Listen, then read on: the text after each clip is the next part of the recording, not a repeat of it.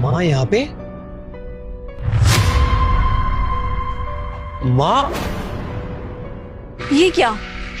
ये कौन सी माँ है इसकी? आप यहाँ पे रिक्शा चला रहे हो? अरे धीरज तू और इसकी माँ रिक्शा चलाती है? कितने दिनों बाद देखा है बेटा तुझे।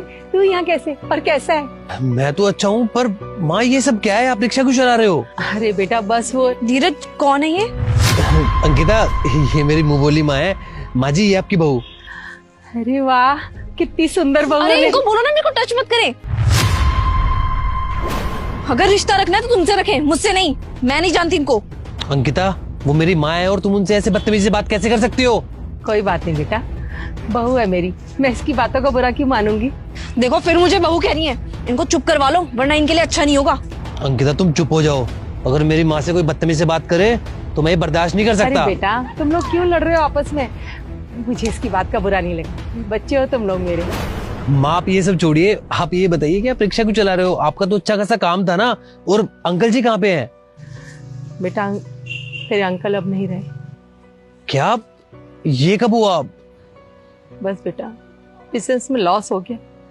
तेरे अंकल वो सदमा बर्दाश्त नहीं कर पाए, उन्हें ब्रेन स्ट्रोक आ गया। हॉस्पिटल वालों ने 6 महीने तक इलाज के नाम पर उन्हें रखा। बहुत पैसा लग गया, यहाँ तक कि एक एक करके सारे फ्लैट बिक गए। जो भी बची कुची पूंजी थी वो भी लग गई। बेटा सब कुछ लगा दिया पर तेरे अंकल को नहीं बचा पाए।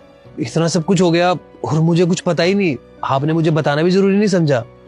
बेटा तेरे अंकल के जाने के बाद मैं बिल्कुल अकेली हो गई। कुछ समझ में नहीं आ रहा था कि क्या करूं, कहाँ जाऊं। उस वक्त जैसा भी मुझे ठीक लगता रहा ना, मैं वैसा वैसा करती गई। और बेटा उसके बाद जो थोड़ी बहुत जमा पूंजी हाथ में थी ना, उससे मैंने ये रिक्शा खरीद ली। जिंदगी चलाने के लिए कुछ तो करना ही था। माँ, आपके साथ ना सच में बहुत बुरा हुआ, लेकिन अब नहीं। यार धीरज, तुम्हें दिख नहीं रहा क्या हम लेट हो रहे हैं? फालतू में यहाँ खड़े होकर के इस बुढ़िया के साथ बकवास कर रहे हो। इतना सब कुछ हो गया है इनके साथ और तुम्हें अपनी पड़ी है अभी भी। तुम्हें बिल्कुल भी दया नहीं आ रही माँ पे। या तुम कुछ ज्यादा नहीं बोल रहे हो? सिर्फ अपनी ये मुंह बोली माँ की वजह से। तुम्हें पता है ना मैं तुम्हारी बीवी हूँ, तुम्हारी गर्लफ्रेंड नहीं। अरे मुंह बोली माँ है तो क्या हुआ, लेकिन इन्होंने जो मेरे लिए किया है ना, वो सिर्फ सगी माँ ही अपने बच्चों के लिए कर सकती है। ये मेरी सगी माँ से भी बढ़कर है। तो इनके लिए ना आइंदा से कुछ बोल मत देना। आखिर ऐसा किया इस बुढ़िया ने जो तुम इसके चक्कर में मुझे इतना सुना रहे हो? अरे छोड़ना बेटा, तू भी क्या पुरानी बातें लेकर बैठ गया। नहीं माँ, इसको पता होना चाहिए कि आपने मेरे लिए क्या क्या किया है। जब मैं इनके फ्लैट में रहता था ना, तो मेरे पास किराए तक के पैसे नहीं होते थे। तब इन्होंने मुझे समझा और मेरे से किराए तक भी नहीं लेते थे। और अंकल ने तो मुझे अपने बेटे से भी बढ़कर माना। और आज मैं जो कुछ भी हूँ ना, सिर्फ और सिर्फ इनके दिए हुए पैसों से और इनके प्यार की वजह से हूँ। माँ, आपसे एक बात करनी थी। हाँ बेटा बोल, क्या बात है? वो मैं ना अपना बिजनेस स्टार्ट करने की सोच रहा हूँ। अरे वाह ये तो बहुत अच्छी बात है। वो मुझे ना कुछ पैसे की जरूरत है, 10 लाख रुपए की। अगर आप दे दोगे तो मैं। बस 10 लाख रुपए?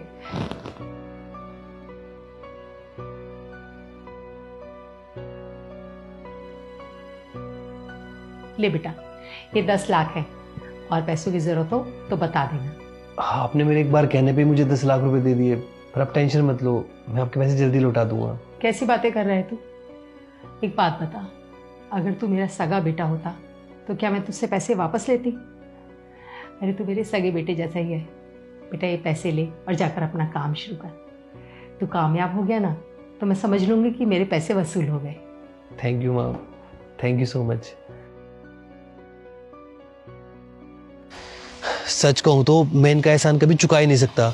इन्होंने तो अपना माँ होने का फर्ज निभा दिया और अब मेरी बारी है कि मैं अपना बेटे होने का फर्ज निभाऊं। आई एम सॉरी धीरज, मुझे नहीं पता था तुम्हारे लिए इन्होंने इतना सब कुछ किया है, वरना मैं इनके साथ कभी इतना बदतमीजी से पेश नहीं आती। माँ जी प्लीज मुझे माफ कर दीजिए, मैंने आपको जाने अनजाने में बहुत कुछ उल्टा सीधा बोल दिया। कोई बात नहीं बेटा, अरे तू बहू है मेरी, जैसा धीरज वैसे तू। और वैसे भी भला बच्चों की बातों का माँ बाप बुरा मानते हैं क्या?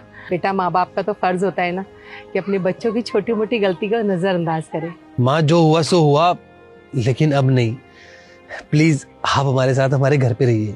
धीरज आप बिल्कुल सही कह रहे हो, आज से माँ हमारे साथ ही रहेंगी और ये रिक्शा नहीं चलाएंगी। माँ चलोगी ना हमारे साथ?